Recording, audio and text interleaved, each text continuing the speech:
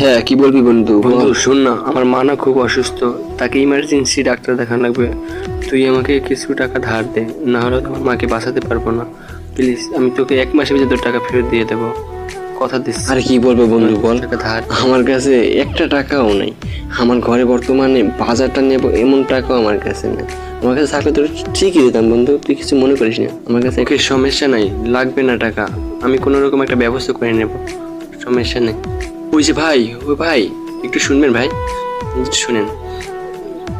ভাইয়া, আমার মা না খুব অসুস্থ, আমার ইমার্জেন্সি কিছু টাকা লাগবে, তাই আমি চাইছিলাম আচ্ছা, আমার একটা কথা বিক্রি শোন। করে দেবো। আপনি কিনবেন?